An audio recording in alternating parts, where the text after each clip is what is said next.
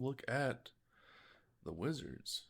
Now, before we've obviously gone over the previous classes that came out before this, for those who were here last time, that Circle the Moon, Rogue, Barbarian, and so on before, we're just kind of working our way up this big old list of changes. And right now we are at Wizard, Ranger, Warlock. We'll see if we even hit the last one, but I imagine we probably could. It's obviously just going to take us some time to get through all this because there's a ton of reading, a ton of thoughts I've been having about this. So, starting with Wizard, master of the arcane arts, scholars of the esoteric, and delvers of eldritch secrets. The Wizard class wields the forces of magic with greater poise and prowess in the 2024 Player's Handbook. 10 years of study have paid off as we look at the changes and tweaks made to one of the most iconic classes of D&D. Below, we cover key changes to the 2024 Wizard. You'll find the new Player's Handbook. If you don't see a featured cover signature spell, that means it's unchanged from the 2014 Wizard, or only saw a few minor changes. Okay. I think I've noticed. Sorry, you're gonna hear me yawn. This is morning. It's like 7 or 8. I'm drinking like one sip of this Dr. Pepper Zero, so that's about where we're at. You'll also notice in their stuff here, their videos in these don't always track one to one. They'll put more expressions, so we usually go through this whole class shit, and then we go back to here to read this and watch this to see if they give us any more explanation / understanding of stuff. So let's keep going. The Wizard spellcasting feature hasn't seen a huge number of changes, but has certainly received some quality of life improvements. The most immediate difference you'll notice that Wizards no longer use their intelligence modifier plus Wizard level to determine the number of spells prepared, instead referring to a fixed value listed in the Wizard table. And something that they've been doing, it seems like, for some spellcasting classes, I don't know if they'll do this for all of them, it's just you get a fixed number. Like, you just get a fixed number of spells, nothing based off your intelligence modifier. I think that's okay if you're playing a less int-focused wizard, I guess, and putting stuff into different skills. I just thought it was an okay trade-off for if you have more intelligence and you're less able to do other stuff, you have more spells. If you have less intelligence and able to do more other stuff, you get less spells. I don't know. I don't think it was that bad. Pulling a page from Egwild's spellbook, the Cantrip Formula's optional class feature from Tasha's Cauldron of Everything is now a core spellcasting feature. Also, spellbooks receive a bit of love with more defined properties. The ability to be used as a spellcasting focus and are now impossible to read by anyone but you without the use of Identify. Lastly, Ritual Caster is no longer included in the spellcasting feature. Instead, spells with a ritual tag can be cast as a ritual as long as they're prepared. Huh. Is that going to be for everyone?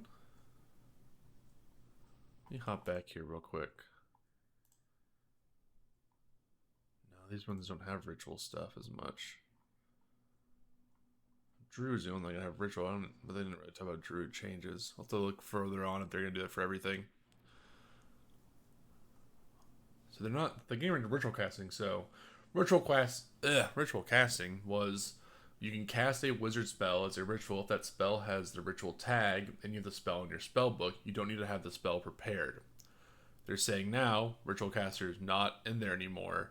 Instead, spells with a ritual tag can be cast as ritual as long as they're prepared. But before it was they did not to be prepared. Also interesting to use Identify. It's a first level spell, so I don't think it's that important. That means other spell books you find will also probably need the Identify spell to copy the book stuff over.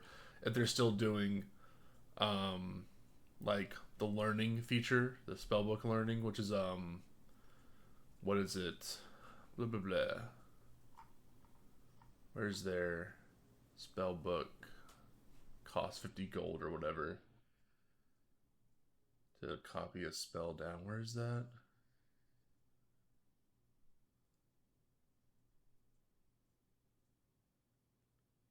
Oh, your spellbook's sidebar. So copying a spell book, replacing the book's appearance. So, copying your spells over. I guess that's all still going to be the same.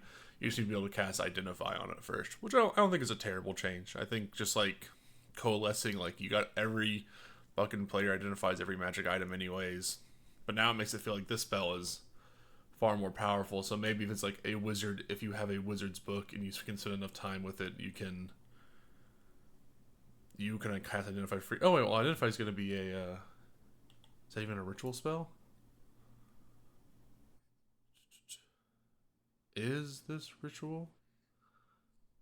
I think that's a ritual, so technically they should be able to just pack it.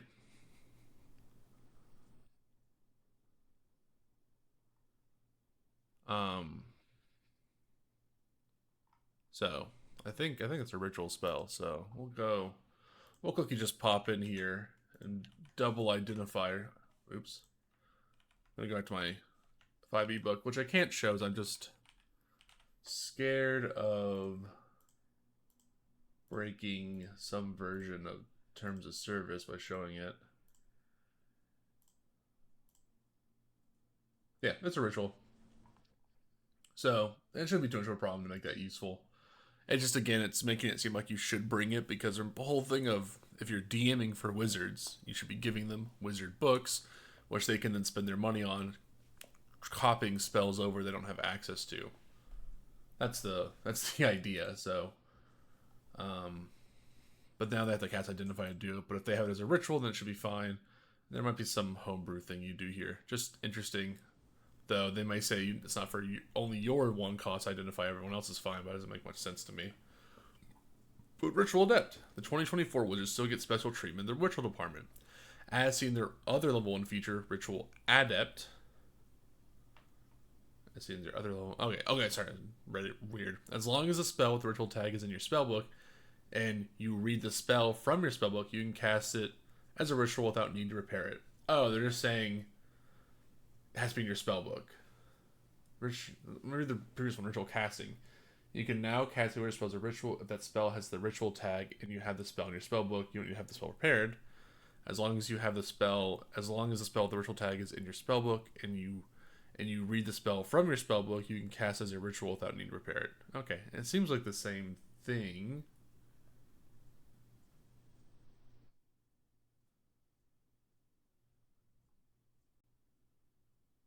Yeah, you can cast a okay. So it says you can cast a wizard spell as a ritual if that spell has the ritual tag, even the spell in your spellbook.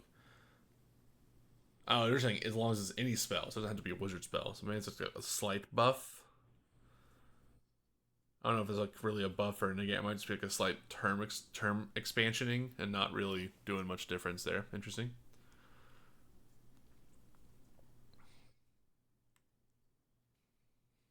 Whatever. Nothing too crazy. Scholar. The 2024 team has become much more multidisciplinary and can gain expertise in one of the following skills that they're proficient in. Arcana, history, investment.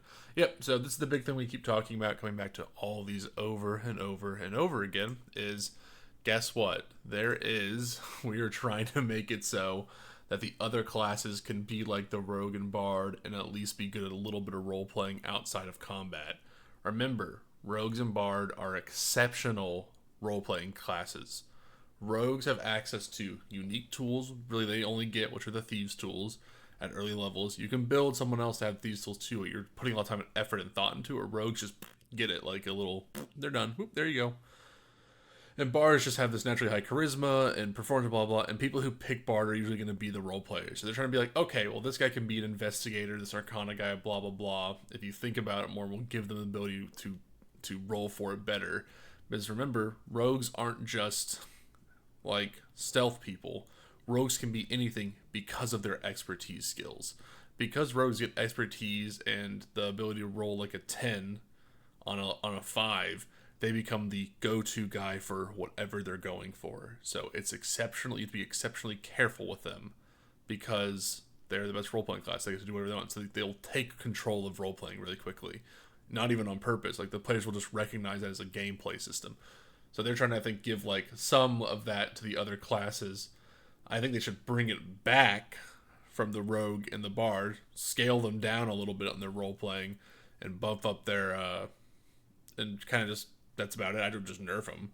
But they're just going to try to buff these guys up and hope that's good enough. We'll see. I think it's at least good that they're doing some of this. I think role-playing capabilities need to be added a little better to 5e, so I think they're trying to do that right now, is to breathe some air into the role-playing aspect of D&D instead of just making it a combat-focused engine. I will say the game is primarily combat-focused, so it's whatever, but it's fine. Wizards now pick their subclass level 3, but the extra level study has paid off. Their Savant feature now allows an access to free level 1 or level 2 spells of their associated school rather than a reduction of cost and time when copying spells. Additionally, thanks to the new Savant feature, they get to add a spell from their chosen school to their spellbook each time they unlock a new level of spell slots in the wizard class. Oh, that's nice. The Savant feature was like, it's just like, oh, when you select a school, the golden time you must spend to copy an abjuration spell, if you use School of Abjuration, into it is half. You just like have all the cost stuff. Wasn't really that exciting. So now allow them access 2 free level 1 or level 2 spells, which is good because sometimes the spells can be a bit wonky. Of their associated school rather than a reduction of cost and time when copying new spells. Additionally, thanks to the new Savant feature, they get to add a spell from their chosen school to their spellbook. So, and you unlock a new, level 3.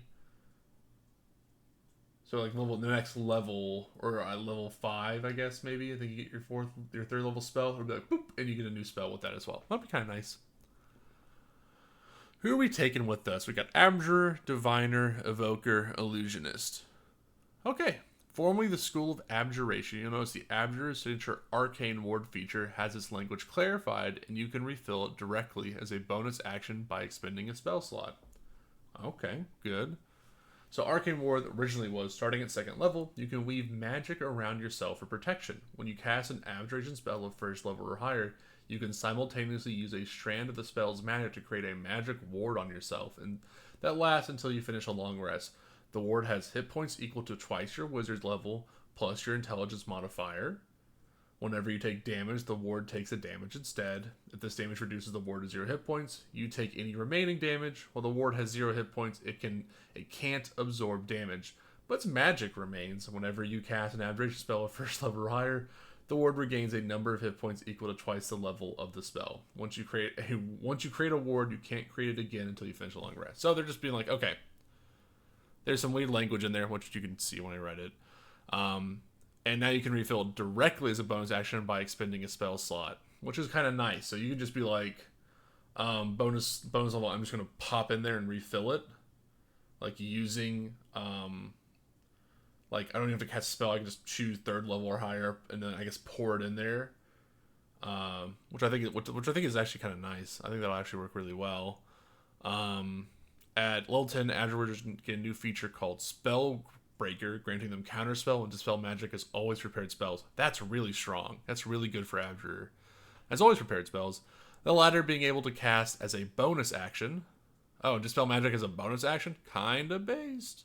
But the real standout of this feature is that you can use either spell and fail, no spell slot is consumed. Okay, that's really strong for wizards.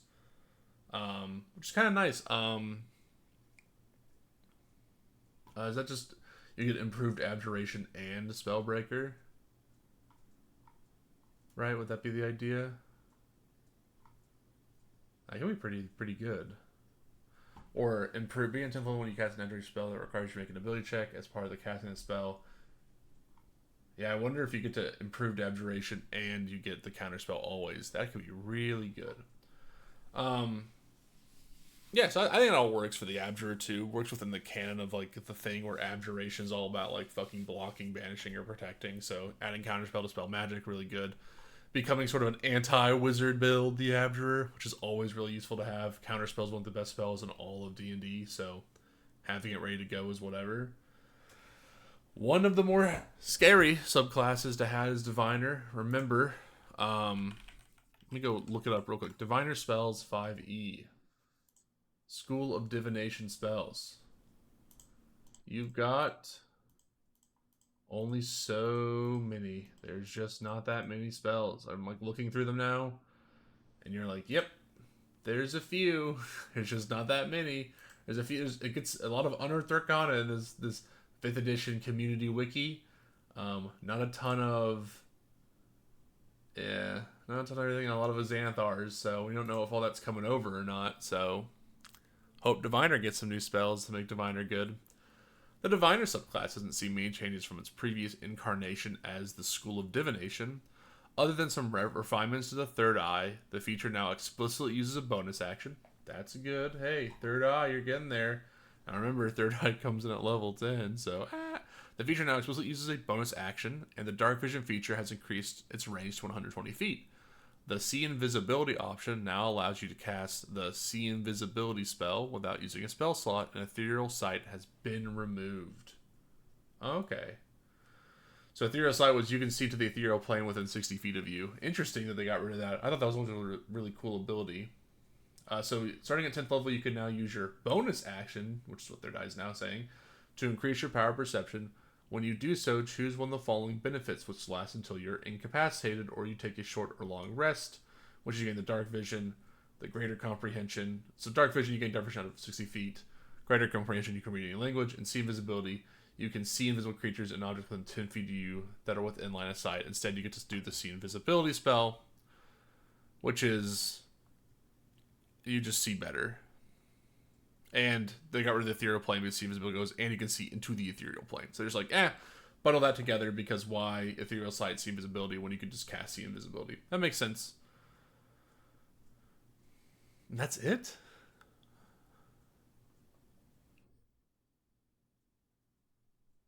That's it. Okay. I mean, you got to give Diviner some more spells then.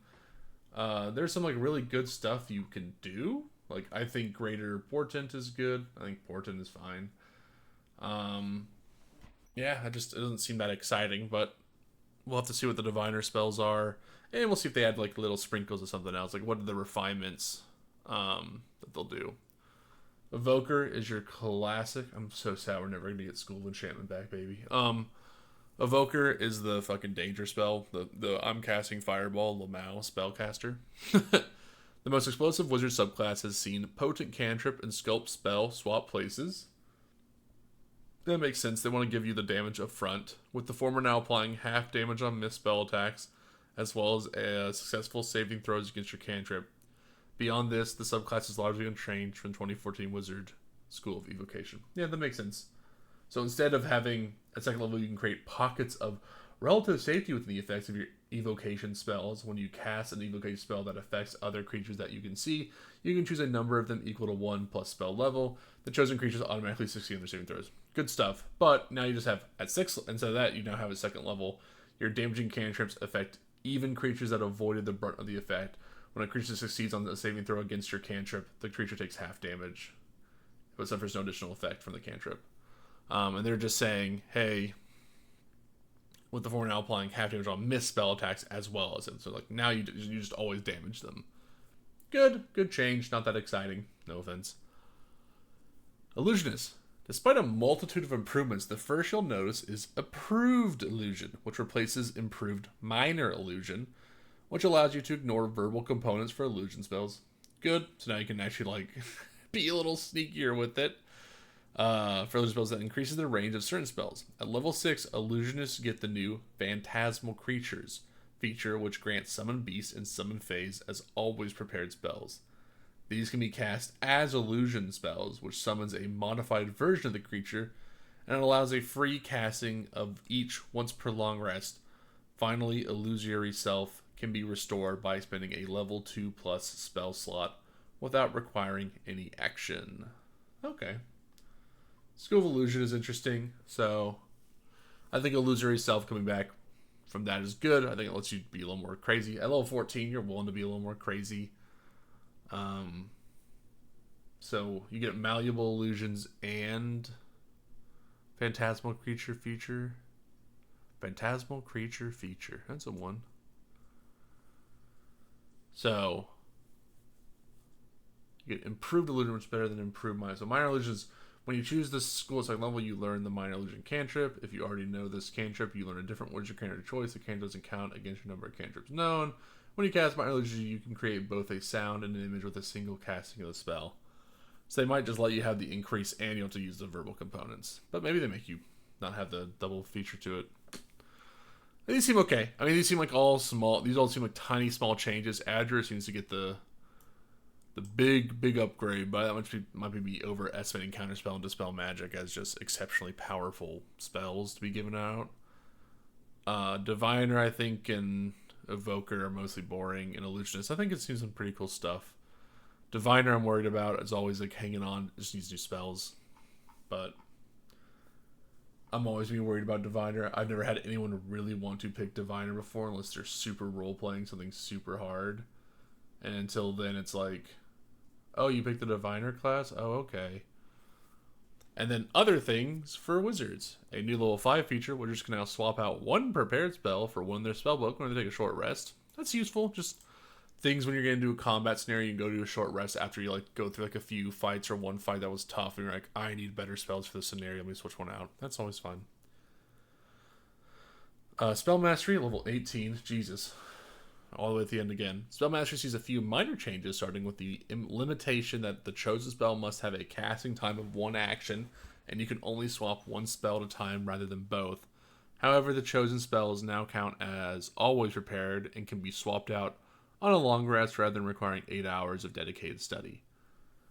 Oh no. At 18th level, this is the original Spell Mastery, at 18th level you can have achieved such mastery over certain spells, you can cast them at will. Choose a first level wizard spell and a second level wizard spell that are in your spellbook. You can cast those as their lowest level without expending a spell slot when you have them prepared. If you want to cast either spell at higher level, you must expend a spell slot as normal. By spending 8 hours of study, you can exchange one or both of the spells you choose for different spells of the same level. Oh, so they have to just be an action spell now. Dang. So no bonus action fun spells that you can just kind of cast for fun. They're like, fuck that. You have to make it an action. It has to be used. You can't do bonus action spells. Oh, that stinks for them. That's a pretty mean. I was just like trying to think what are the good. We don't, so many campaigns don't get to what's it called? But like having shield always up, I guess would be like something that they'd get pissed off at. Like, probably Misty Step. Yeah, like you're like, oh, I could just Misty Step everyone. I bet that was better. They're like, fuck that. Only action-based spells. That's a strong hit for level 18. Kind of knockdown. I guess they just really didn't want it. They're like, fuck you. Get away with too many shields out here. Previously, a special reward about epic boons. Increase your intelligence, wisdom, or charisma ability score by 1 to a maximum of 30. And when you cast a spell using a level 1 to 4 spell slot, roll 1d4. If you're the spell's level, the slot isn't expanded. Okay, that seems alright. Let's see what they say. Hello everyone, today we are talking about the Wizard. The Wizard has all sorts of new magical goodies, some in the class, but many of them in the spell chapter. The Wizard is the paramount collector, but often their spellcasting is enhanced by a number of other features that they have that bring their distinctiveness, whereas the Wizard's primary distinctiveness is a huge variety of spells at their fingertips. And so we just leaned into that even more. Just as in every class, we've leaned into what really makes a particular class shine, what makes it really exciting to the people who love playing that class. And so with the Wizard, it is give us all the spells. So much has changed with spells as well. There's a lot of quality of life improvements in so many of these spells. The Wizard is consequently the most affected by that. Exactly. And then the Wizard has a number of new features and enhanced features that allow them to interact with versatility. That is such a distinctive aspect of the Wizard, and always has been, as one of the classes that has been in the game the longest. We have also, at first level, added a new feature called Ritual Adept. Now, functionally, this feature is not new. What this feature does is it allows the Wizard to cast as a ritual any ritual that is in the Wizard's spellbook. I say it's not functionally a new feature because Wizards in 2014 had that capability. We decided, though, to take that capability, which used to be inside the spellcasting feature, and we broke it out into its own class feature because we realized that there were a number of Wizard players who were missing the fact that they had that feature, because the spellcasting feature has a lot going on in it, and it can actually be easy to miss this little section about, oh, and hey, by the way, you're really great at using rituals. And we thought that was an... Okay, cool. All right, so we were right when we were saying it doesn't look like there's any difference. Maybe just some wording thing I'm not seeing. I think they slightly buffed it, like we were talking about how you can use any spell in your spell book. So if they get somehow a druid spell or something later on, they have some ability to do that. And it's a ritual. They can ritual cast. I don't even know that you can do that. If they had a ritual bard spell or something. But it important enough part of the Wizard's identity, and really a separate bit of functionality from the base spellcasting feature, that we broke it out into its own feature called, again, Ritual Adept. Perfect. At second level, gave a truly new feature to the Wizard called Scholar. And here, just as we have in several of our other classes where we've given people a bit more versatility outside combat. Now, not that the wizard needed a whole lot of help in that realm, because wizards, as a result of having so much spell versatility, have access to a lot of non-combat spells. But we also, with the wizard, wanted to do a better job of, in the game mechanics, highlighting that wizards are meant to be the they're trying to counter like, we're not just giving them out for free. They're so giving out increases to the classes, RP mechanics. Like they're like, for so many, and the one that did not get literally any was Rogue. Rogue got none. They did not give a single little boost to the Rogue. No one wants the Rogue in shit. Scholars. I like the same expertise part of their identity is that they are bookish folk, and so the new scholar ability allows the wizard to select a skill from a list in the feature and have expertise in that skill. And the skills on the list are like Arcana, History, etc. All skills that are about being an expert in essentially an academic field. And we have often, in the story text for the wizard, talked about that aspect of wizards. We wanted to give the story some teeth in the rules, and hence the creation of the scholar feature. Now, the wizard gets yet another brand new feature at 5th level, and this feature is called Memorize Spell. And again, leaning into the versatility of wizards, we gave them a bit more versatility. Memorize Spell now allows the wizard, when they finish a short rest, to swap out one of the level 1 or higher spells they have prepared for another one in their spellbook. You know, if they know they have that one in its bone for their features to be built on. So one of the very first subclasses is the Abjurer. Tell me about this. Wizard. But really, the heart of the new material in the base class is even greater breadth and greater versatility. And then that sets up the 4 subclasses to be. Oh, they do not. They're not. They're skipping over the big spell mastery nerf. Oh no, they're just not even going to talk about. I do like that they never talk about their nerfs. It's very fascinating that like you can actually almost tell what things have been nerfed and what things haven't been by what they talk about in these little timers here. Because if they just go new material in the base. Otherwise, the wizard in its bones is this situation. That's perfect. That's what the wizard should be good at. Yes, exactly. Otherwise, the wizard in its bones is largely what people sort of know and love.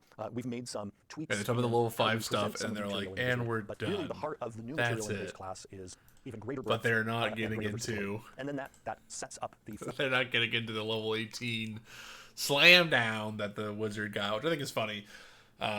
That the chosen spell must have a casting time of 1 action. So if anyone doesn't know, I'll just pull it up my other page real quick.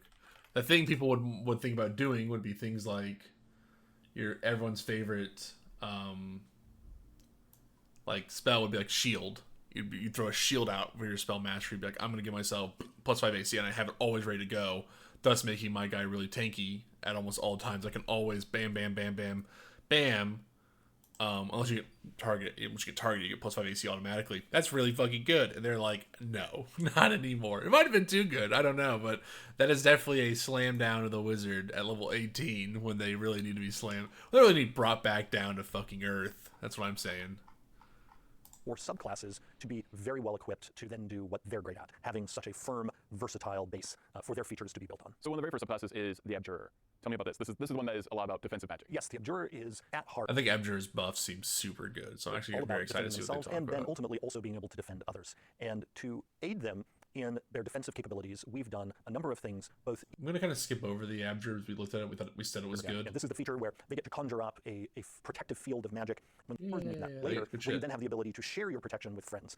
But in that case, rather than it being your resistance or vulnerability or immunity that's applied, it's theirs. So if, let's say, you're protecting your friend who has poison resistance and they take poison damage, their resistance to poison damage will kick in first, then the arcane ward will take the remaining damage. And then if there's still damage left over, then only then will it... Okay, there's general increases to Abjurers. Making more resistant at the same time, all in one. Before you get to your level 14 feature, you actually get a brand new feature as an Abjurer called Spellbreaker. At level 10, Spellbreaker now makes it so that you always have the counterspell and dispel magic spells prepared, and you can cast dispel magic as a bonus action.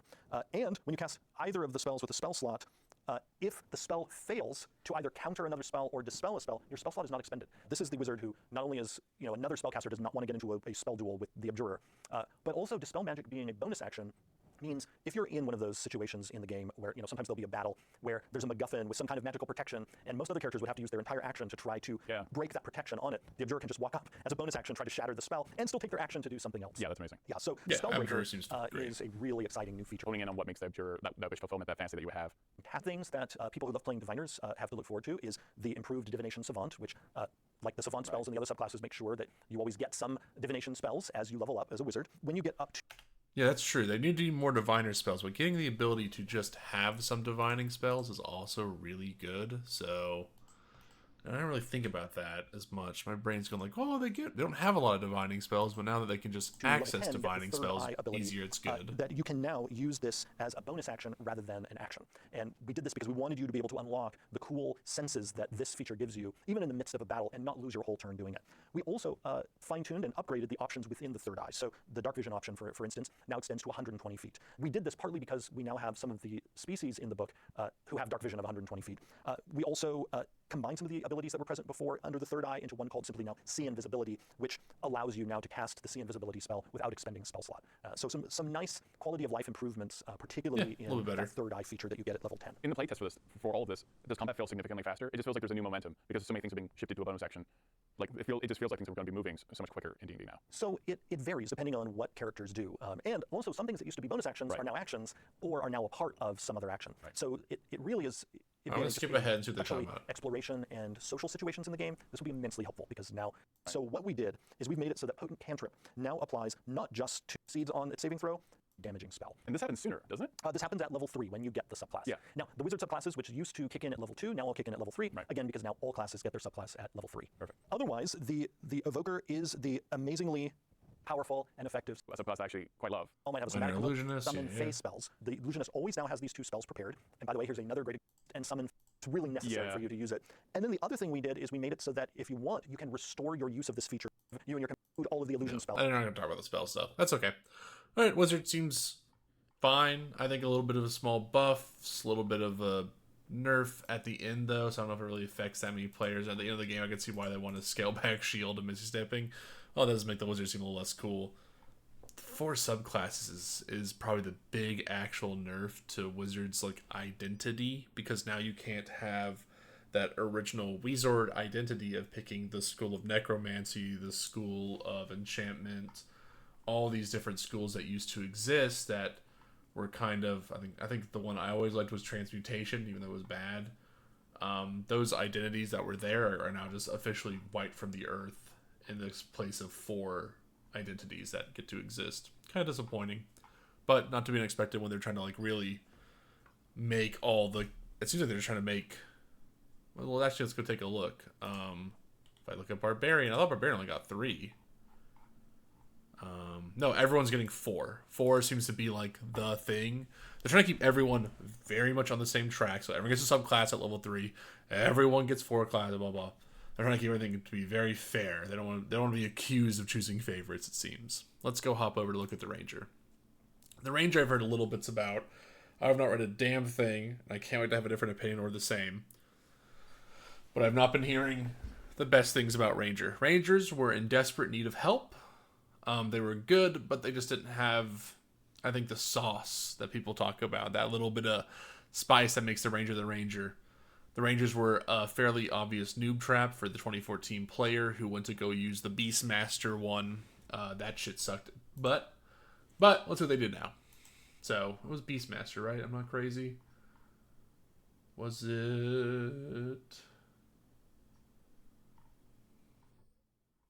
What was it? It was Hunter. Yeah, Beastmaster. I was right. Okay, cool. So, the Ranger 2024 Player's Handbook is our beloved Sword of the Wilds, now with more magic, greater martial prowess, and new opportunities to gain expertise.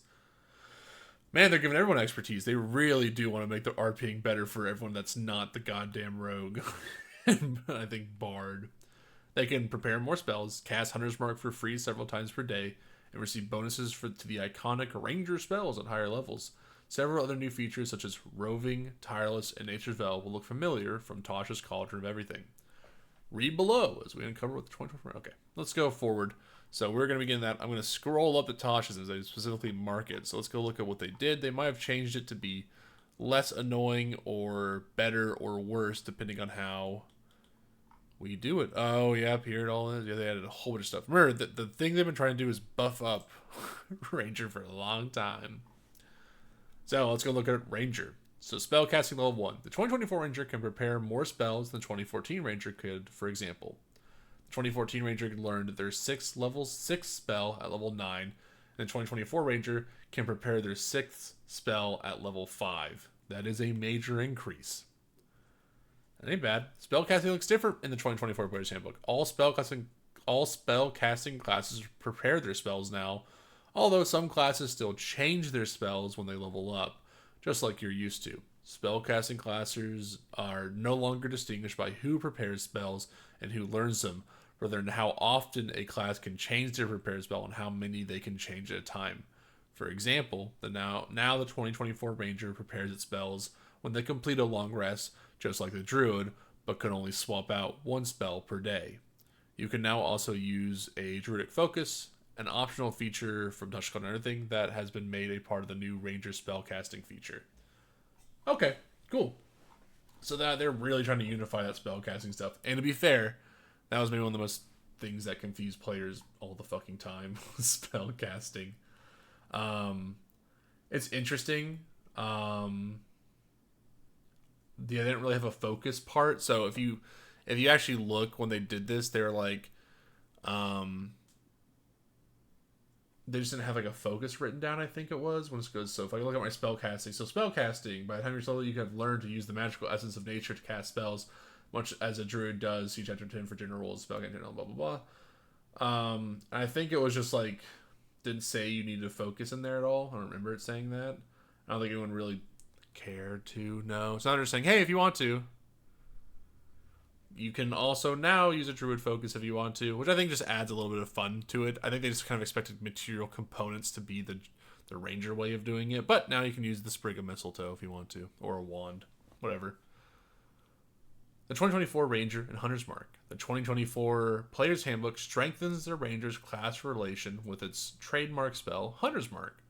Several of the 2024 Ranger's base class features, Relentless Hunter, Precise Hunter, and Foe Slayer, are all power up your Ranger while Hunter's Mark is active. Also, the spell now deals force damage on hit. Okay, so they're trying to get around all the other problems that could have come with Hunter Mark, which is that shit does force damage, nothing resists force damage. Good stuff, good stuff. Favorite enemy level 1. Favorite enemy has some significant changes. Let's scroll up to look at favorite enemy. Perfect. Blah, blah, blah. Favorite enemy has seen some significant changes. The feature no longer focuses on tracking and recalling information about certain creature types or learning their language, though you can learn 2 new language with Deft Explorer feature below. Okay. Instead, you can now cast Hunter's Mark twice per long rest. Oh, okay. Without expending a spell slot. And you always have it prepared. Okay. This will make it much easier to keep up with the Barbarian, the other classes' damage output. Won't be that much harder to keep with the Paladins one, that's for sure. Paladins got a little bit of a damage debuff. Without having to spend your precious spell slots to do it. With the new, well, I mean, let's pause here. No offense, Paladins do have to spend their spell slot to use it. And the whole thing with Barbarians and Fighters is the reason they're going to do more damage is because they're running in there and they're chopping it up. And if you're chopping it up with them, you can keep up. But the reason they have some abilities, they're chopping it up. Though Fighters and Barbarians are going to be on different scales of damage still. Whatever, it doesn't matter. Without having to spend your precious spell slots to do it, also using your precious spell slots is the reason you get to do more damage. Doi. Just like how the Barbarians and Fighters have their own resources they have to manage. The Ranger has their resources. Whatever. With the new spellcasting feature, you could already prepare more spells than before. With the new favorite enemy, you also prepare the Ranger's trademark spell for free. You'll get more casting of Hunter's Mark as you level up. Well, what the fuck? Where's the whole tracking element of it? You just get none of it? You just remove that? You're like, oh, you don't get to choose a favorite type of enemy. You don't have the wisdom survival check shit? Anything? Okay, that fucking sucks. That sucks. That sucks ass. I like the Hunter's Mark thing, though I'm unsure how I feel about it becoming like core feature, because now you're narrowing the scope of play to Hunter's Mark instead of having a breadth of options. Then most people would probably pick Hunter's Mark instead of choosing to try to breathe more life into the other options. You've narrowed the market onto Hunter's Mark, but now I don't even get the fun little like language stuff. I mean, I guess Deft Explorer here will help me out here, but it removes a lot of the role-playing sensibility of like, oh, my father was killed by this, or I grew up around these creatures, or like you're removing the life from that role-playing experience. But maybe the backgrounds will be better for that. But that's a little just removing stuff that even if they're like, no one really cared about it, but like now you could say people care about it and you get this cool stuff. Or we call this favorite, you have favorite enemy and you have like, I don't know, expert hunter, and then gives you the Hunter's Mark. Well, the weapon mastery feat. We're going to go to weapon mastery now, which allows you. We got a mystery. So look at the mastery properties for the two most common ranger weapons: longbow, the scimitar, and we can only show strength-based rangers some love. The battle axe. So battle axe is the I'm a simple guy. The only thing I like better than rolling an attack an enemy is doing it with advantage. With topple, you can force enemies to make a con saving throw or be knocked prone. This can be also help protect your allies if you topple enemies who was intended to chase after them. Yeah, topple seems really good. And then longbow, you get slow, reduce speed by 10, and scimitar is the nick property. Scimitar having nick is really good. Yeah, that's really scary. Scimitar having nick is really good. Okay. Okay. Scimitar's nick seems pretty good. I'd take it. That's going to work really well for you. Hunter's Mark and Ensnaring Strike. Okay. Makes sense. So then you get Natural Explorer. Natural Explorer is not a feature of the 2024 Ranger. What? Wait, what? Instead, if you'd like to be an expert navigator through the woods, Ranger now gains access to spells that could help travel, such as Alarm, Goodberry, and Speak with Animals at level 1. You can also select expertise in survival with Depth Explorer at level 2. Oh, well, that's just like what the class identity is dying. Hello? Help out, class identity? Hello? Where is he going? No, my druid fear is coming to realization. Oh no, the druid's taking the fine familiar, it's getting its pet, the ranger's just gonna have a beast pet, and they're gonna be like, that's what makes it different, even though now someone else is a beast pet. Now the ranger isn't even unique in its explorative ability. That sucks. It's becoming off-rogue. That stinks, really? That's it? Just fuck you, you're gone. You're gonna pick a favorite terrain. Okay, whatever. Fuck me, I guess. But darn, that does suck. Depth Explorer. Depth Explorer and its options from Tasha's Cauldron and everything have been broken out into their own features of the 2024 Ranger. Now a level 2 feature, the new Ranger's Depth Explorer grants you expertise in one skill, proficiency, one skill proficiency, and expertise in one skill plus proficiency in 2 languages. Over here, the softest twig snap during watch with expertise in perception, or help the tricksters group their next game by picking up deception. Yep. Okay. I mean, why did we get rid of Natural Explorer then? I thought that stuff was fun. Even as it come up, it breathes life into the character. Sometimes you just like the little bit of flavor profile you get. We got they're talking about Druidic Warrior from Tasha's Cauldron. And that's you can learn 2 cantrips from your choice from the Druid spell list. They count as ranger spells for you, and Wisdom is your spellcasting ability for them. Whenever you gain level in this class, you can replace one of the cantrips. You're no longer limited to archery, defense, dueling, so now Ranger can grab a shield and focus and protect their allies in the front lines if they want. Good. I'm really, really sad that Natural Explorer and Favorite Enemy are gone. I thought those were such great RP creations as a DM. You could really look at a background of a ranger and really foreshadow fun events by giving them their environment and then moving them into seeing their enemy type and really starting to push through stuff way more game focused and story focused, and that was an enjoyable aspect of the ranger. And they're like, bye no. Wah, wah. Well, sucks ass for the ranger. Let's see what their other stuff is good though. Beastmaster is their subclasses. The Beastmaster's signature feature, Primal Companion, looks very similar to what you saw in Tasha's Cauldron of Everything because the original version's ass. However, their AC now scales with your Wisdom modifier instead of your proficiency bonus. Exceptional training can be activated on turns where you use your bonus action to command your companion, instead of on turns when your companion did not attack. And this feature now lets your Primal Companion take the dodge action as a bonus action. Lastly, Bestial Fury shares some of the benefits of Hunter's Mark with your Primal Companion once per turn. Okay, so I'm probably just trying to slow down how fast the AC scaled for your Beastmaster. Because the Beastmaster, even though people will be like, it's a bit of a nerf, and I agree, Beastmaster is really fucking good, if you didn't know. That shit was fucking crazy strong. So I think it's okay. I don't know how I feel about all the other changes. Exceptional training can be activated on turns where you use your bonus action to command your companion. Some turns where your companion did not attack. I think that's okay. Lastly, seems like it's pretty alright. Fey Wanderer. The Fey Wanderer is almost entirely unchanged from its appearance in Tasha's Cauldron of Everything. At level 9, summon Fey is always prepared instead of dispel magic. But dispel magic can now appear on the ranger spell list, meaning any ranger can prepare. Okay, it's a little all-around enormous. The Gloomstalker saw some moderate tweaks. Instead of an extra attack on the first round that deals additional damage, the Gloomstalker's Dread Ambusher now allows him to add extra damage to a hit a few times per day. Stalker's Fury at 11 was also tweaked slightly to build off of this change, increasing the damage of Dread Ambusher and allowing you to apply an additional effect when you use it. You can make an extra attack on a nearby enemy or frighten your target and creatures within 10 feet of it. Okay. That's the Stalker, Ambush 1, and Gloomstalker. I have like no experience with Gloomstalker, so my opinion of that one's just going to be like probably fine. They seem like their subclasses are very minor tweaks overall for what the Ranger is right now. And these are probably just like little small minor buffs, debuffs, move arounds, things that happen. And then the Hunter, which we will look at, which is the Ranger, was the Ranger subclass for a long time because Beastmaster was such ass.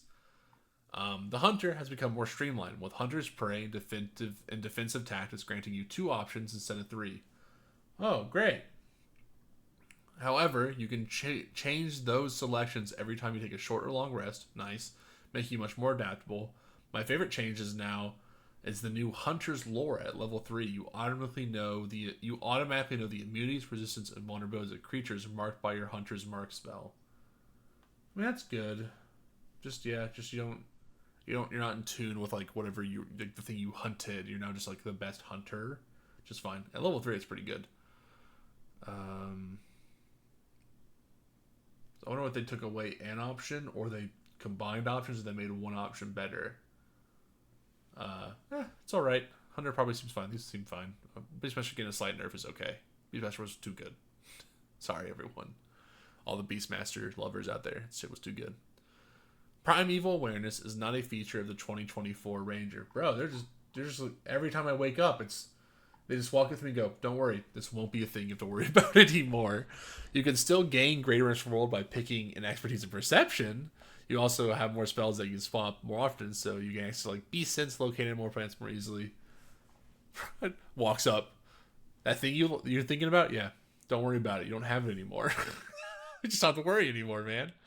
Primeval Sense, if you don't remember, you can use your action to expend 1 ranger spell slot to focus your awareness on the region around you.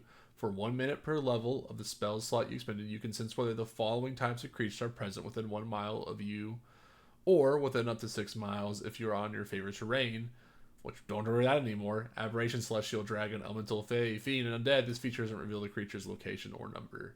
Just like a fun little thing you could do, but it's gone now. Okay, bye Primeval Awareness. No one used you.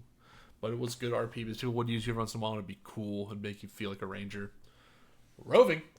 Formerly a part of the Depth Explorer feature in Touch Culture Everything, Roving is split off into its own class feature with a slight buff. It now grants additional 10 feet of movement instead of 5, but it doesn't require you to not wear heavy armor. It still grants the climb speed and swim speed as before. Okay, and that was, let's go look that up real quick. The original. Where is Deft Explorer? Deft Explorer, where are you? I saw it up here. Oh, Deft Explorer is level 1. It was Roving, was a part of, it says level 6 here. Your walking speed increases by 5, and you gain a climbing speed and swimming speed equal to your walking speed. Okay. Okay. I mean, that's fine. Oh, so it was a part of Depth Explorer. But it just gave you these first level 6. Okay. It's fine. And Expertise, or Landstride, sorry. This is not a feature of 24. Instead, Ranger gets expertise level 9. just every fucking thing is like... Remember that? That shit's gone. It's been so funny reading the other classes. None of this shit has happened at all in any of them. They've all been like, oh yeah, it's fine, or oh, here's this thing, or blah, blah, blah, it's whatever, you know? And then it'll appear and just be like, No, not for. We don't want this, actually. Not for you anymore.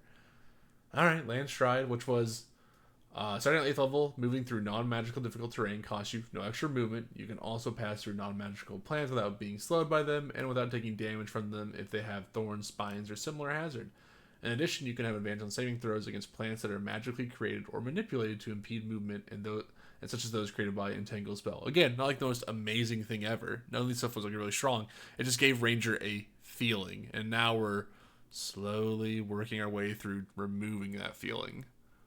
Expertise. Ranger gains expertise in 2 additional skills. Now you have expertise in 3 skills and can keep up with the bards and rogues who have 4. Yeah, see, they're just saying it. The bards and rogues have too much expertise. Just scale back their expertise and let me keep my fucking land stride. No, rogues. That's what I'm saying, man. Tireless. I was gonna be like, what happened to hide and plain sight? That shit's gone. That's it. If you're wondering, it's gone. With Tireless, you can use your action to grant yourself temporary hit points. And you can use an action. Okay. I love using this feature as soon as literally anything seems off, because you get several uses per day, and the temporary hit points don't fade until you complete a long rest. As soon as I hear a weird noise, I'm drawing my scimitar and using Tireless.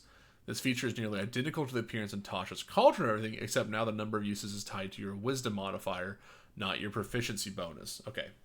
As an aside, I like this tweak. The power represents your connection to the primal force, and so does your spellcasting modifier. Just as in Tasha's Cauldron and everything, Tireless also allows you to reduce your exhaustion by 1 level when you take a short rest. Again, these things are fine. I think the, adding 1d8 plus your Wisdom modifier. Also, one second. So now the number is tied to your not your. Mine says your Wisdom modifier. Maybe I have different Tasha's now. I don't know. Maybe I'm crazy.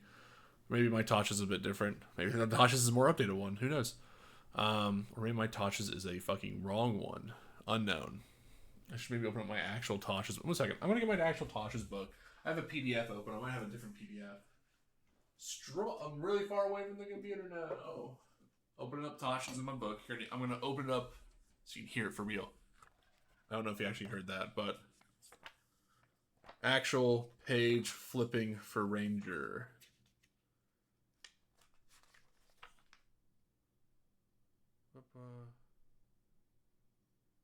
Where is Tireless? It says 1d8 plus your Wisdom modifier, minimum of 1 temporary hit point. Minimum of 1, yeah, because you can have a negative Wisdom modifier.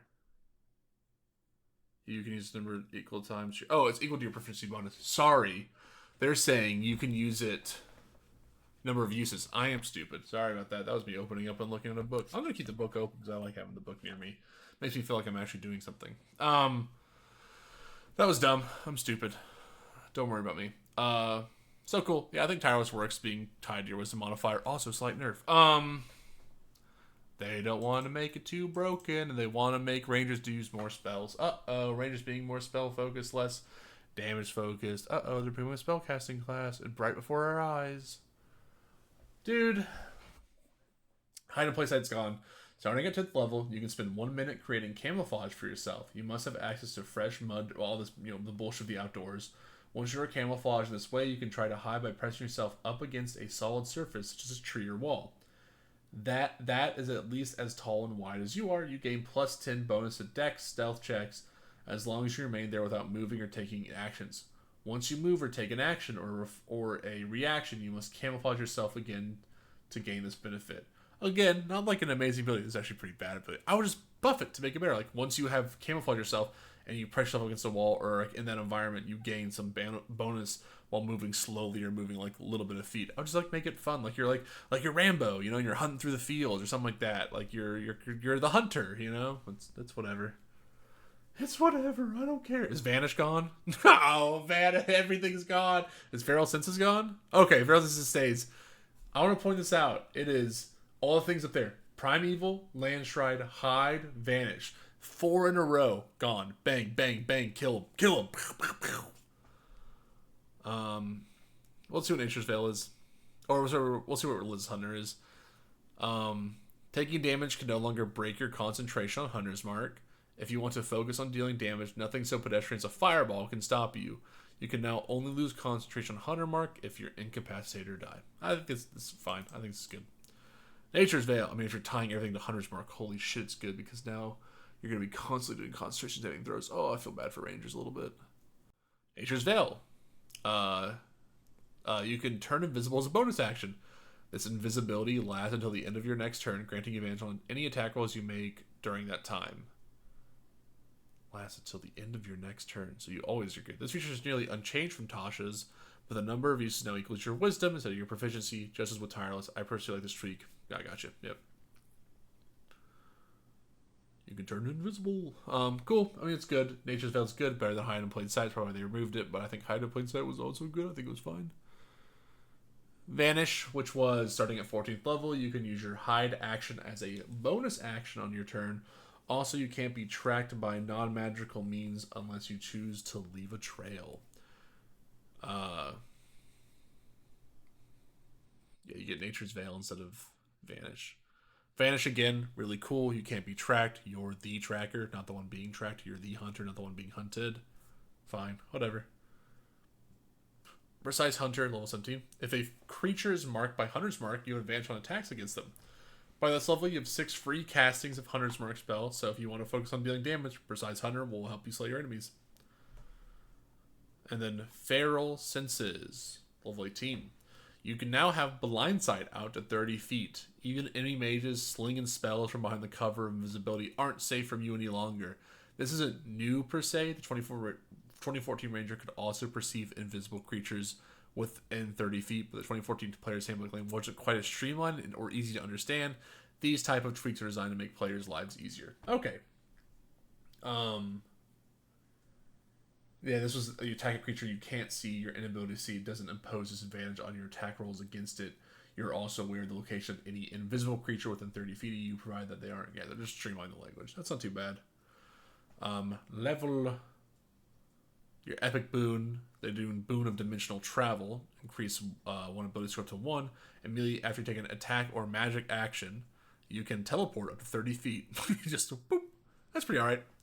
And then Foe Slayer. Hunter Mark now deals 1d10 force damage instead of 1d6. Between favorite enemy giving you free casting of the spell, Relentless Hunter protecting your concentration from being broken, and Precise Hunter giving you advantage on our target, the level 20 Ranger is now a Master Combatant. Before, at 20th level, at 20th level, you become an unparalleled hunter of your enemies. Once on each of your turns, you can add your wisdom modifier to the attack roll or the damage roll of an attack you make against one of your favorite enemies. You can choose this feature before or after the roll, but not before any effects are rolled by it. Foe Slayer was not great. I will say this. Foe Slayer being changed is fine to the Hunter's Mark thing. It makes more sense for it now. I do not know if we need to remove every single Ranger ability on the way there. I don't know if that need to be to streamline it to that. I don't know if this is a wild amount of nerfs. It's a wild amount of, I would say, RP destruction, role-playing destruction to this class we've just seen. I'm not saying it's bad or like the character won't recover to some degree. It's just, as a DM, the Ranger gave you a lot of opportunity to lay out things in a way in nature that were really easy for players to pick up on and make the Ranger feel special in an RP scenario, right? Who else could lead the party through the woods? Who else could track the foe? Who else get the fucking Ranger out? Just like how in a rogue, someone's like, there's a door that's locked. We gotta get the fucking rogue back out here. If those classes are gone, it makes that stuff way more interesting and unique for the like a fucking fighter, wizard, cleric, and sorcerer to get through. Yeah, it makes them all more unique. It makes them a little more out of their pocket. But if they suddenly have a Ranger enter the field, like a fifth friend joins the party, it suddenly feels like they have an additional thing. I think tweaking stuff to make it more usable is good, obviously, but I think you removed a lot of what made Rangers, like what made them unique and special. And then you're nipping away at them with your changes to Druid and stuff. You're like slowly cutting out the things that make them, and you're just kind of moving them to, they have expertise, so they should be fine anyways. Oh, they have spells, they should be fine anyways. Instead of making it feel like the class is intrinsically tied to that thing, oh, they can get it if they want to. Instead of making them feel like, oh, a Ranger is tied to the environment in some special way. They are the outdoorsy one. Now it's like, oh, the Ranger can be fucking whatever. It's just called Ranger. So, I'm not the greatest fan of the Ranger changes. I'm actually kind of sad. Genuinely kind of bummed out. I want to hear their reasoning. Today we are talking about a very big topic. We're talking about the Ranger, and we effectively have a brand new class with this Ranger. Yeah, it is super Okay, yeah, you're not wrong. exciting. The Ranger, more than any other class in the New Player's Handbook, is a new class. People got to see the evolution of the class through the Unearthed Arcana process, and now in the New Player's Handbook, you will get the brand new Ranger. And every facet of this class has been revisited, fine-tuned. The class has always been widely played, but in our satisfaction surveys over the years, the class has also been one of our lowest rated classes. And so yeah, it had like problems. the Ranger, along with the Monk, received major overhauls in the New Player's Handbook, with again I'm excited to see what the monk changes are as well, but we'll the see. Ranger receiving such a major overhaul that, again, it's a brand new class. Yeah. Should we dive in? Yes, please. Right away at first level, if you've played a Ranger over the past 10 years... I will say this, I'll kind of give like a thesis a little bit on why Ranger's so dissatisfactory. How we handle D&D has changed a lot over time. 5e was a big breath for D&D in general. Like, it took a lot of new players. It's a big breath of fresh air through a lot of player, seeing things. And suddenly, you had all these new players coming in, and they did not play D&D like it was a hex across the world map adventure where you need someone to get food for you and track location and blah blah, which Ranger kind of was like this thing that exists to be like, let's help players get from place to place. Player can play the person who's leading the pack, blah blah. Now you're spending a lot of time in like a single dungeon, and like there's a town home you go to and you spend a lot of time in town role playing. The Ranger, suddenly all those outdoor activities don't exist for them to really have a personality to. And again, I'm thinking that's fine. I would just have kept some of them just in case they do get to go outside and get that Ranger feel. You're going to see just how new it is. And I would say this as a DM, this is like the DM perspective. If you're a DM and you have a Ranger, why the fuck are you keeping your players indoor all the time? The Ranger class is meant to go and get this stuff. Let that player have that fun. And I feel like the DMs aren't doing their job a little bit there. Yes, because everything at first level is new. So first off, you get your spellcasting now right away at first level. This is something we did in the Paladin as well in the New Player's Handbook. Spellcasting is a fundamental part of each of these classes' identities, and we no longer wanted these two classes to wait to get such a vital resource, partly because we I agree with that. Spellcasting level 1 should just be required. also want people who are new to playing these classes to immediately get accustomed to integrating in the spell use that is a part of the hybrid nature of the Ranger and the Paladin. Right. These are the quintessential hybrid characters in D&D, going all the way back to first edition, that fuse weapon use with magic use. So spellcasting at that first level now for Rangers. Piggybacking on that, we also now have a brand new version of the favored enemy feature. And this feature now gives you the Hunter's Mark spell prepared all the time, and also gives you free castings of it a certain number of times per day. This is great because it means those castings will no longer compete with your spellcasting as a Ranger if you want to do other things with your spells. Hunter's Mark is the way that you mark an enemy as your favorite foe. It's going to make it so that you deal more damage to them, and if you're in a pursuit situation in your adventure, it means you're going to have an easier time of tracking them. Now we'll come back to this spell as we journey upward through the levels in this class, because we're going to see that the new Ranger then has that spell improved at later levels.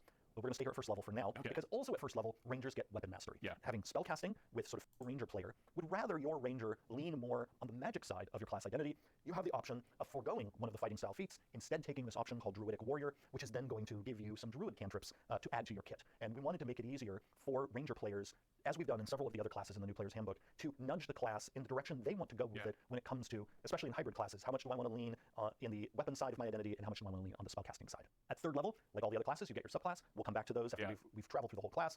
The Ranger still has extra attack. At level 6, the Ranger get the feature now called Roving, because again, they travel far and wide, and because of this feature, Rangers will now have a boost to their speed, a 10-foot boost to be precise, while they aren't wearing heavy armor. And on top of that, all Rangers now at this level also, and now, whenever a Ranger finishes a long rest, they can change one of the spells that they have prepared. This is a big change for Rangers, because it used to be that they had their list of spells and they could only change one of them whenever they would level up. But now it's every day when they finish a long rest, they can change one. So that's back at first level in the spellcasting feature, but I bring it up now talking about just the Rangers' exploration side. The Rangers can change spells now. It's good. Better support the utility side of the Ranger. They also now get 2 more expertise options. So the Ranger is going to be even more skilled, even more of an expert than they were in 2014. And at 10th, I think them expertising here is them trying to replace all those things that the Ranger lost. That's what the expertise for them is. level, they get a feature called Tireless. And with this feature, the Ranger, a certain number of times per day, can give themselves temporary hit points, representing a resilience that they are drawing into themselves from nature itself. And they also have an always-on ability that whenever they finish a short rest, if they have any exhaustion levels, the number of exhaustion levels they have reduces by 1. Most people have to take a long rest to have their exhaustion go down by 1, but Rangers, who again are meant to be the ones who are best equipped to roam across vast distances, their exhaustion goes away faster than most other characters. At level 13, here's where their Hunter's Mark spell starts to improve. So they already always have that spell prepared, and they get a number of free castings of it per day. Starting at level 13, damage can no longer break their concentration. Okay, so I was trying to see if they were going to say why why the hunter mark gets improved. At level 13 it improves. Okay, whatever. I don't care. That's fine. All this stuff seems fine. I mean, it doesn't seem it's rough for the ranger. I think ranger didn't really get nerfed. I've seen nerf a lot, and they might. I think there's nerfs here. I just think rangers have lost their RP identity. They're probably class damage identity is actually probably really good now, but man, their class identity is just decimated in place of bow magic user.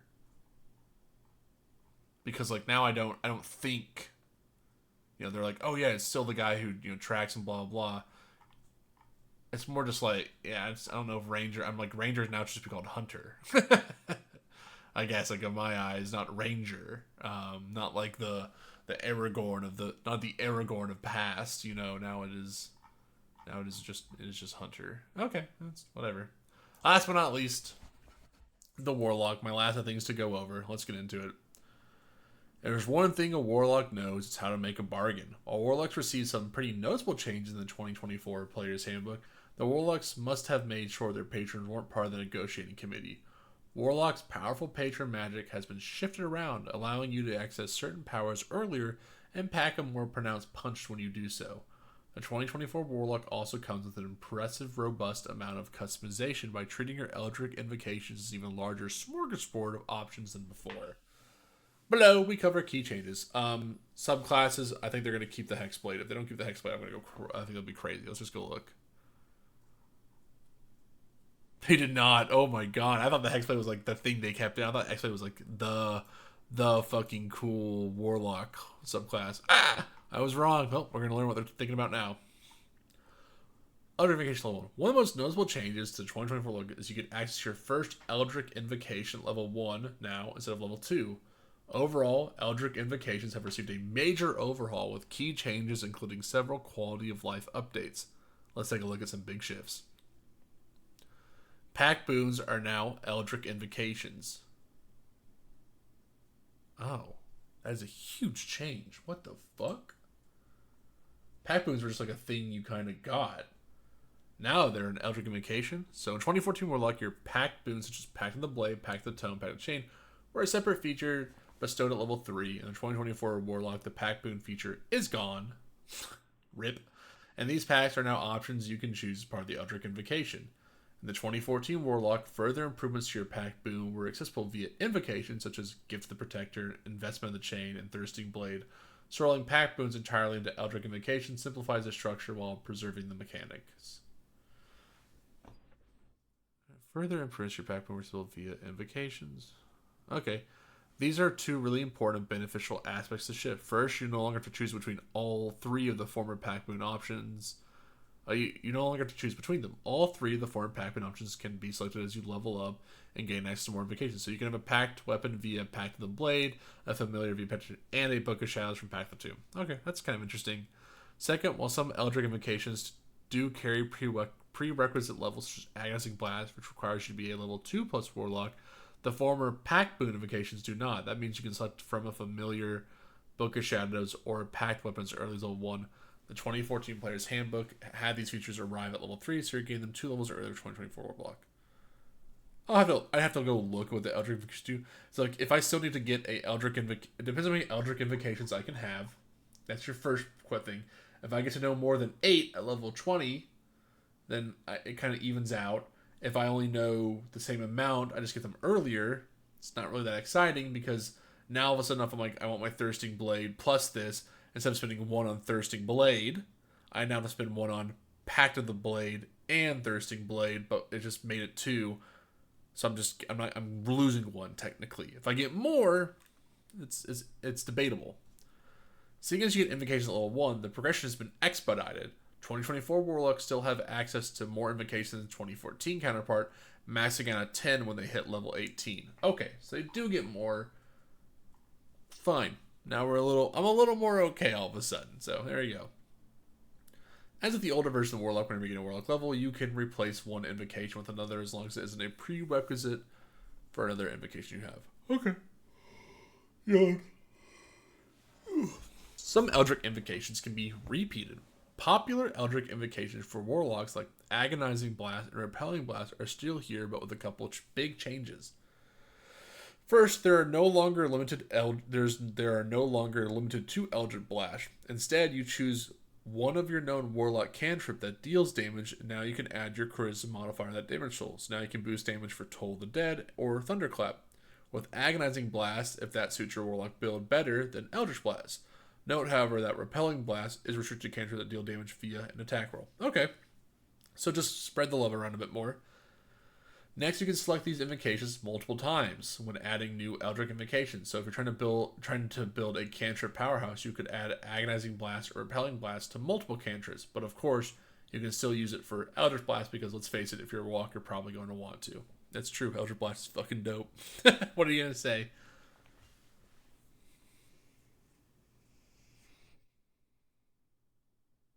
So it'd be like, I add Eldritch Invocation, Agonizing Blast to Toll the Dead, to Thunderclap, to Eldritch Blast, and that would be like,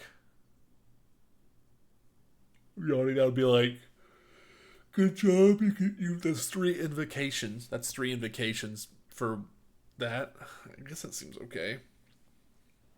Spell slots, who needs them? With the exception of Eldritch Slime, which deals a significant amount of damage and gives an enemy the prone condition, none of the 2024 Player's Handbook Eldritch Invocations carry the using a Warlock spell slot description.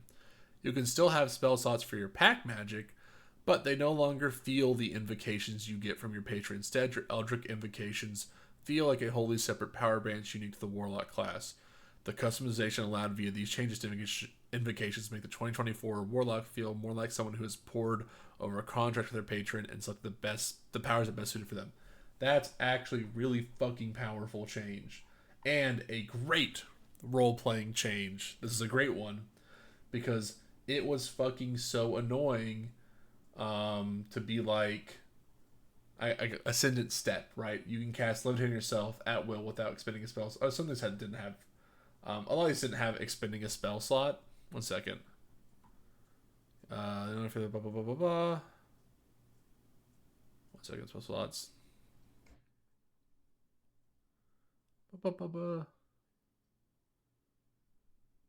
Carry the using a warlock. I'm trying to go find where someone that use it. There's all these that already don't use them. Maybe I'm going crazy.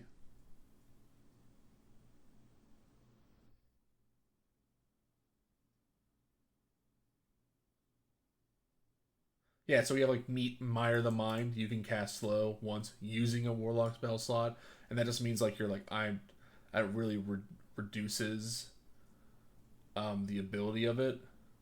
So I don't know if there's actually that many. Actually, I thought there was more in my head.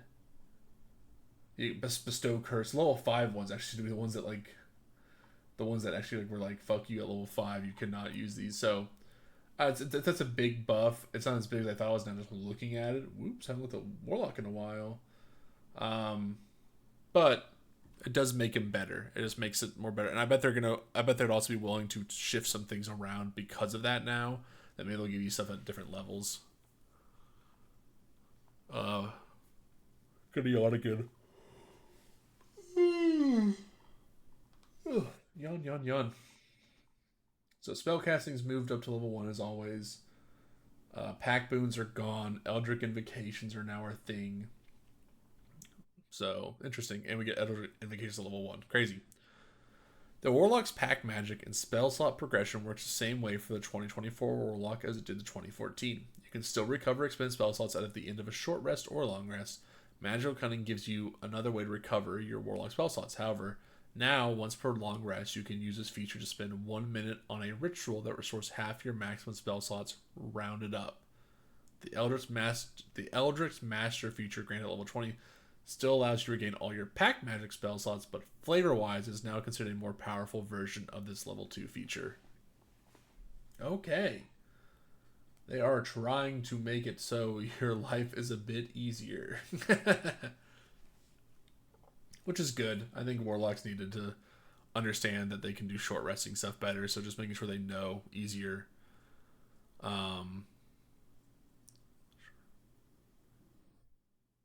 Once probably you can use the feature to spend 1 minute on every server, so it's half your maximum rounded up. Okay, that's good. Half your maximum spell slots. Oh yeah, because that's right. Sorry. Spell slots, you just went up.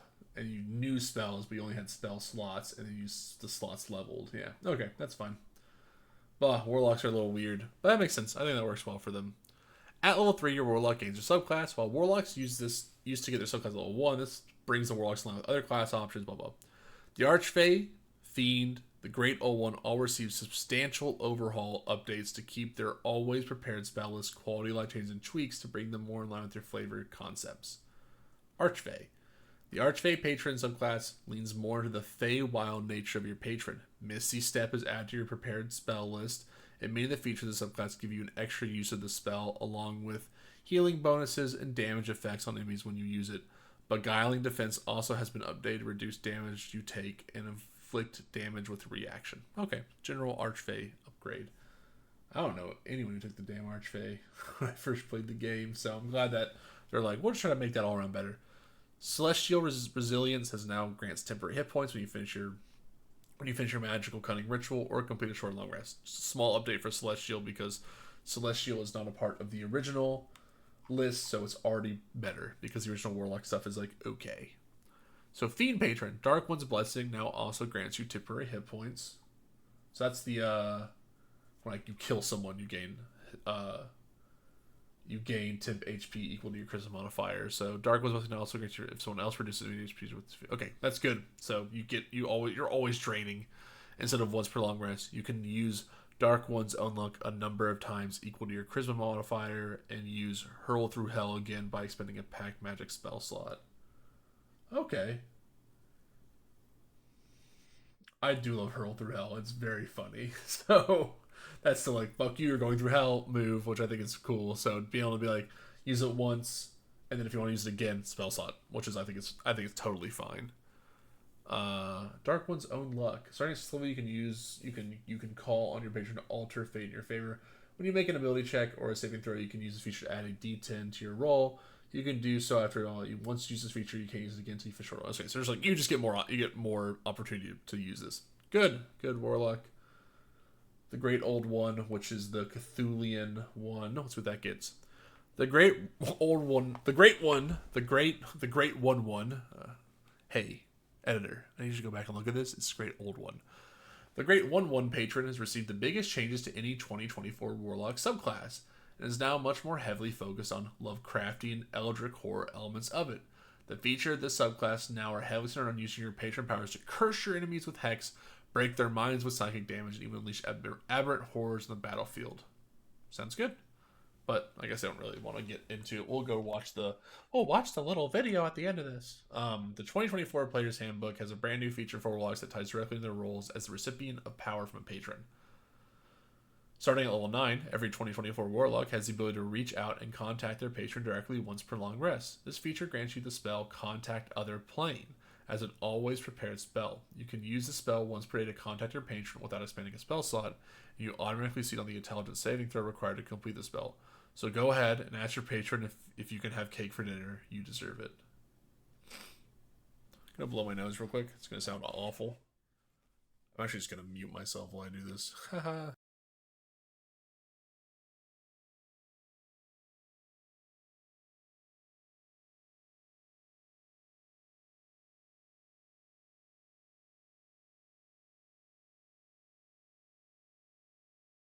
Okay, nose blown. I feel better now.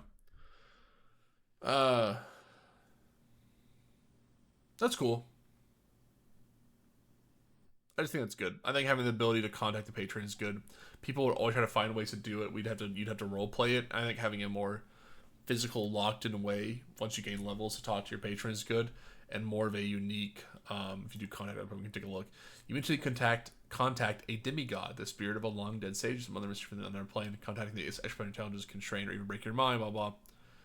Up to 5 questions. Yes, no, yeah. And it's good to have a player then talk to you. Hey, these are the questions I'm thinking of asking. Blah blah. What do you think? Or can we roleplay that? Or blah blah. And it lets the player in with the DM to create some fun, I think, decisions and interesting stuff. So I think this is good. And it's just Cool. So, Mystic Arcanum. Mystic Arcanum functions and progresses the same way it did in 2014 Warlock with one extra benefit. Whenever you gain a Warlock level beyond 11, you may replace one of your Arcanum spells with another of the same level. This was a choice under the optional feature Eldritch Versatility in Tasha's Call to Everything, which is now part of the base Warlock class. Great. Mystic Arcanum was super inflexible. Now making it flexible means you can do fun stuff with it. Good for them. Mystic Arcanum is great. This is the choose a 6th level spell, which and Warlocks don't get access to 6th level spells. This is how they get it. And we're the same way, but you can just replace it easier. Good. And then they did Boon of Fate as their epic boon here. Increases one ability score from blah, blah, when you or another creature within 60 feet of you succeeds on or fails on a d20 test. You can roll 2d4 and add or subtract the result from the d20 roll. Once you use this feat, you can't use it again until you complete a short rest, long rest, or roll for initiative. Pretty good. Boon of Fate seems good. I don't know if it's great for Warlock, but it's fun. Why not? Let's go hear what they talk about here. Warlocks are really great. We're talking about them today, and there's a lot of new things in the new Player's Handbook. The Warlock was, like all of the classes, a fun journey for us as we returned to it and looked at what could we do to take this class that so many people love playing with its very unique spellcasting system, its otherworldly patrons, its eldritch invocations. How could we preserve what's great about the class while also bringing improvements? One of the new things that Warlock players will see right away at level 2 is a new feature called Magical Cunning. And Magical Cunning is a way for Warlocks to get some of their pack magic back sooner than just on short rests and long rests. We knew that Warlocks often feel overly constrained when it comes to their spellcasting, and so Magical Cunning is a way to relieve some of the pressure there. Now, with Magical Cunning at level 2, something that used to be at level 2 then moved to level 1, and that's Eldritch Invocations. Eldritch Invocations you start getting right away as a Warlock, and over the course of your career, you're also going to get more of them than you did in the 2014 Warlock. That required us to revisit every single Eldritch Invocation, not only look at what it does and see if there are ways that we can improve it, but also we looked at, are the invocations coming in at the right levels? Invocations, since they were introduced, often have level prerequisites, and we wanted to make sure that the prerequisites were right. And so people who are familiar with the Warlock will find that a number of invocations had their level prerequisites lowered. So there were a number that required you to be quite high level that you can now take at a lower level. But then because this feature is now available at first level, many of the invocations that didn't have prerequisites before now do, because we did not want most of the invocations to suddenly be available to you immediately at first level, but we also wanted to make it so that you would not be overwhelmed as you considered your choices as a Warlock player. And so the level prerequisites really in a way help pace how many invocations you have to consider as you go on your Warlocky journey through this class leveling up. And at first level, your main choices when it comes to invocations are 3 that used to be a whole separate class feature, and those are the Pact Boon, what previously were Pact Boon features. So I wonder if they added a bunch more prerequisites. They're like, oh, level 1 are your Pact Boons, pretty much. And this is a big deal, because not only do you get things like Pact of the Blade, or Pact of the Tome, or Pact of the Chain, you can now get it at first level, but because we have turned them into invocations, you can now theoretically over time get all of them. So they used to be mutually exclusive choices. If you chose Pact of the Blade, you were never going to get Pact of the Tome. Now if you want to build your Warlock to have both, you can. This invocation choice at first level is the choice you're now making when you create your Warlock, rather than choosing a subclass. Subclass now, like for all of our classes, is at 3rd level. That's been standardized for all of our... I don't know if anyone can hear that. Truck just started outside. Holy shit, that thing rumbled. Jesus. Classes. But as a Warlock, you still have a very juicy choice at first level that shapes how your character is going to play, because you're deciding, am I leaning harder into the spellcasting side of my Warlock? Am I instead going to start going down a sort of Warlock warrior sort of path with Pact of the Blade? Or am I going to focus more on having spooky critters helping me with Pact of the Chain? That pact has been enhanced with more spooky critter options. Yes, it has. and what we did, and this is something that people have often wanted, and we were glad to provide it, and that is we provided more familiars that speak to the different types of patrons that Warlocks can later choose. So we wanted to make sure that whatever patron you choose from this book or from a later book, there is a critter option here that is going to feel appropriate. That's why now even a slabbed tadpole is an option. I mean, these horrific worms that burrow through things and people. If that is your bliss as a Warlock player, you can now have that, in addition to the other options that were present before. That's cool. Path of Chain made a slight buff to have way more access to creatures. Good thing. Because again, we really are leaning into the spookiness of the Warlock. This is, if you want to play a spellcaster who has all sorts of, spooky and occult magic, that is what this class is all about. So you also have a skeleton, but then on the other end of the aesthetic spectrum, you also could pick something that is more whimsical or helpful, like a pseudo-dragon, or the Sprite, which was available before, or a brand new monster, the Sphinx of Wonder. And the Sphinx of Wonder is a celestial that is here, speaking to the fact that one of the patron options in this book is the celestial patron. Hey, you get to have the little Sphinx guy. Yay! And then also the Sphinx of Wonder is a part of a reimagined family of sphinxes that people will get to see in the new monster manual. And the Sphinx of Wonder is one of the stat blocks that is... I'm very excited for the new monster manual. I just want to see I just like monsters. As are all of the creatures that the Warlock can choose for this feature. So, I mean, in full list, again, every monster that's mentioned, it's in the player's handbook. Imp, Pseudo-Dragon, Quasit, Skeleton, Slod, Tadpole, which I love, Sphinx of Wonder, Sprite, and even a Venomous Snake. Yeah, the Venomous Snake used to be an option in the Find Familiar spell itself, but now it is actually specifically a Warlock option. Awesome. Particularly because the Venomous Snake was actually mechanically better than all of the other options in Find Familiar, and so it has moved into the Warlock list. And this, again... Even they know Venomous Snake was so good, they're like, yeah, actually, Venomous Snake's kind of like dope no matter what you do, so we're just going to say you can have the freaking snake now. They could like swim, Fair fly, enough. all these other abilities if you choose to continue to stack. That's why I like about Warlock so much, is they're so modular. And that flexibility in building the character is true for each of these pact options that you choose at first level, because if you choose Pact of the Blade, there are also later invocations that you can take that further enhance it, and enhance it in ways that the 2014 Warlock did not. You can get to the point where you are making extra attacks and healing yourself with your blade strikes that is really satisfying and allows you to really be powerful as a weapon-using Warlock. It used to be that you had to have a subclass that sort of really unlocked this. Yeah. That is no longer the case. Now you, with the base class, have this as a legitimate option. Pact of the Tome. Okay, so they're saying Hexblade, they removed it because the invocation should make you strong enough that Hexblade isn't even really necessary anymore. Also has... Interesting. I just liked Hexblade because I thought it was fucking sick as hell to call yourself a Hexblade, but whatever. Later invocations that build on it. But then also Pact of the Tome speaks to the fact that spellcasting in general for the Warlock has been enhanced. So in addition to there being the magical cunning feature that I mentioned before, we've also made more of the invocations work with more of the Warlock's spells than before. Yeah, so we kind of went over that. So let's go here. I want to hear what they say anything about the Great Old One. Oozed with flavor, and I very purposefully choose the word oozed with this subclass that is all about entities like Cthulhu. Yeah. But we felt that just as the Archfey Patron didn't really deliver the goods well enough mechanically, we felt the same here. Those two subclasses really needed an overhaul so that they felt like peers to the Celestial and Fiend Patron Warlocks. Celestial and Fiend Patron Warlocks were on really solid ground mechanically. Yeah, absolutely. But these two, they needed some love, and in this case, oh my gosh, did we pour on the ooze and the psionic power? Yeah. Because now you're going to be able to much more easily have that fantasy of using psychic power to harm people, to whisper into other people's minds, to summon an aberration, because again, one of the benefits of having the new summoning spells in this book is that we can now build the summon aberration spell directly into this subclass, because the create thrall feature now relies on you summoning up this strange creature from beyond the stars, which the new version of summon aberration, one of the options includes summoning a mind flayer. Yeah. So the friend you summon might be a mind flayer that appears and is helping you. Now, not a mind flayer from the monster manual. Yes, it is the version. It is a mind flayer option within the summon aberration spell. And this is a great spell list for them, by the way. I mean, because that's a big change for these earlier ones. Bringing Detect Thoughts, Dissonant Whispers, Phantasmal Force, Cautious Hideous Laughter, Clairvoyance, Hunger of Hadar, Confusion, Summon Aberration, Modify Memory, and Telekinesis. And when you do damage, you can turn things into psychic damage. Yes, because that connects to the fact. That's a lot of actual pretty good spells that were just in that description. That's a big change for these earlier ones. Bringing Detect Thoughts, Dissonant Whispers, Phantasmal Force, Dissonant Whispers, Hideous Laughter, Clairvoyance, Hunger of Hadar, Cautious Hideous Laughter. Yeah, those are good. Modify Memory, and Telekinesis. And when you do damage, you can turn things into Telekinesis psychic is good. That connects to the fact that 3 of the features in this subclass are entirely new. Now, Create Thrall is functionally also entirely new, but it's using the old name. Yeah. But Psychic Spells, Clairvoyant Combatant, and Eldritch Hex are all entirely new features in this subclass. And they are allowing you to, first off, when you cast enchantment or illusion spells, you can do so without verbal or somatic components, because we Verbal or somatic. Okay, wanted you to shit. be able to feel like that psionic magic user where it's just your mind is doing it. Yeah. And they're not, no one is necessarily seeing you do anything while you use your spooky magic. But as you mentioned, the Psychic Spells feature also lets you, when you deal damage with a Warlock spell, change it to Psychic. Yeah. So That's pretty good too. you can have, again, this sort of full psionic That's exciting. I'm happy to hear fantasy. Warlocks are getting some good Whatever different spell spell you're stuff. casting that's dealing damage, it can be psychic damage. And you I think leaning into that RP focus is good. Baseline subtle spell. Yes. That's only Well, not. It's not because they baseline. Sorry, that's only if you pick the subclass. It seems like for make sure for a Great Old One patron, which I think is interesting. I think it's good they're putting it in there. So also Diversify your then with Clairvoyant subclasses, Combatant, your this level new 3s. feature ties in with the subclass's Awakened Mind feature, where you can That's the only subclass that matters. Then it seems. I'll be honest. Looking at these subclasses now, these all seem actually really freaking good. Fiend and Celestial weren't changed really that much because they're fine. Archfey getting the ability to, like, whenever I cast Misty Step, I fuck everything up around me consistently is really good if you just always have it prepared. And Great Old One just actually having the ability to summon shit with and Awakened like Mind fuck create with a the world is connection good. between your mind and someone else's.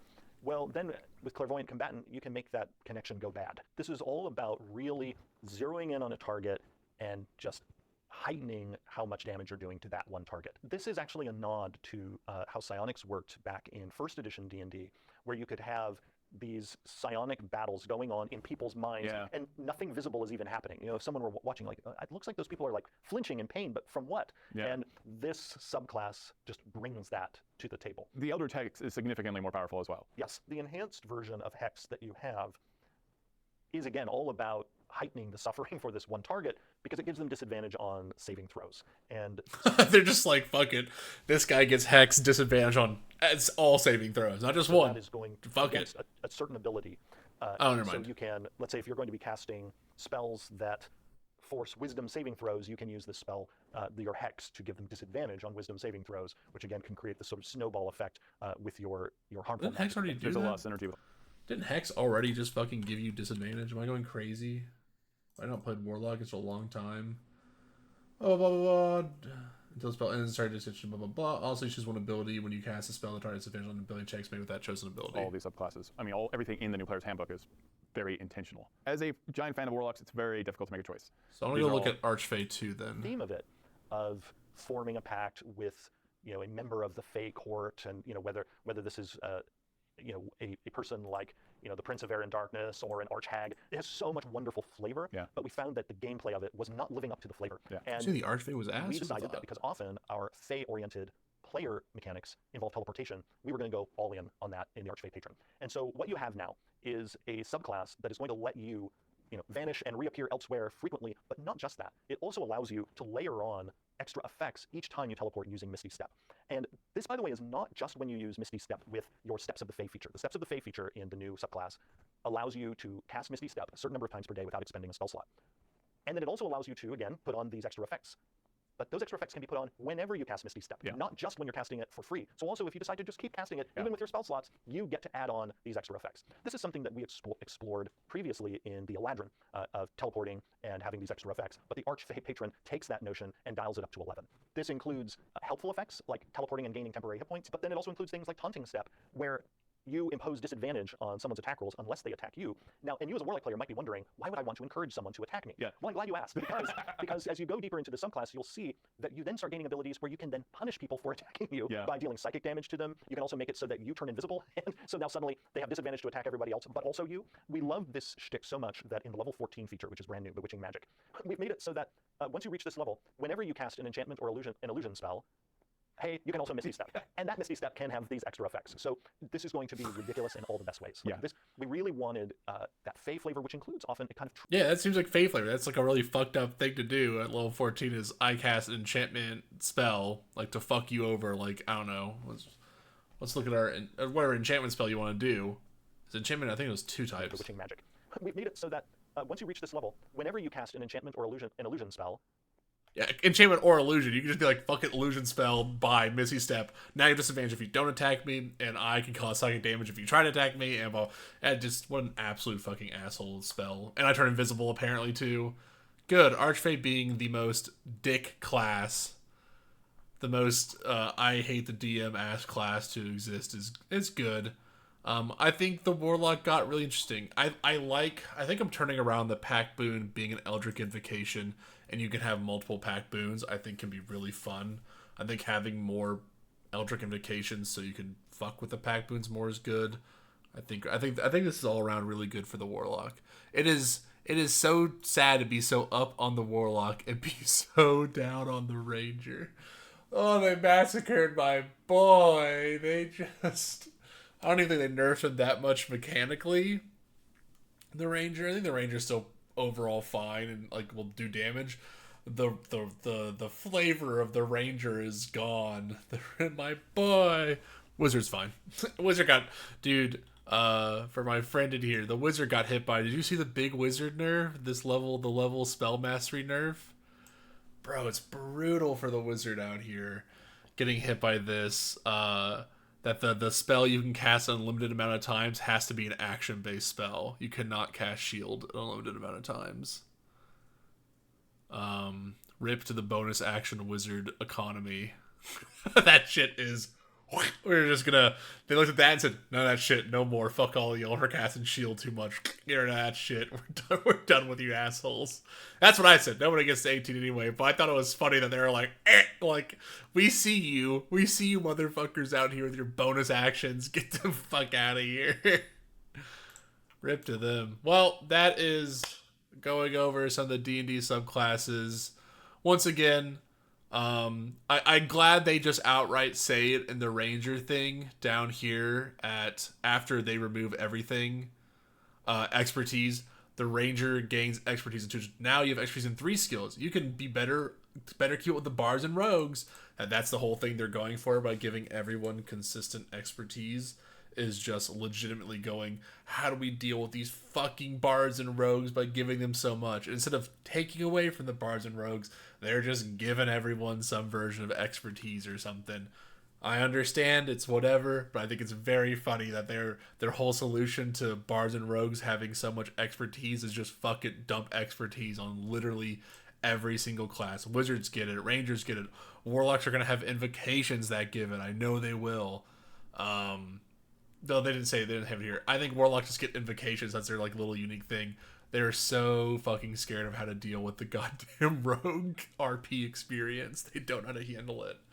But I think overall it's some fine choices. Okay, we're gonna go do something else. I guess I'm gonna go hit up a different scene. Yeah, super pacifist. Yeah, I'm like, I'm starting to think. So this is how this will be like my true final thoughts here, like we're talking about. I think by creating the bargs and the rogues, how they created them. You still suck, by the way. We have 4. They had a problem when they came with the rogues. Is rogues are just, like we said, too versatilely role-playing useful. Bards, by creation, are designed to be that way. They are RP creations with like combat coming to a latter step to them. But rogues are just a monster of the role-playing field. If they step into a role-playing scenario, they have so many options to work with where like the fighter everyone else didn't, and so they're trying to push everyone else up to get to the rogue bard tier, which is good. I would have just done the other way around and just nerfed rogue bard. Instead, rogue got its own plethora of buffs and even got reliable talent at level fucking 7. I rolled a 2, but it's a 37. Haha, funny bit. Not for me. So terrifying. So I don't know. We'll see how it all plays out. I think playtesting wise, I think player characters have gotten such massive buffs in general directions that I think the combat scenarios are going to be way harder. And hopefully that monster manual is way more like, I'm here to fucking kill you, instead of like, I'm here to have a good time, because I think you're going to really focus on that direction. All right, let's move on to something else though.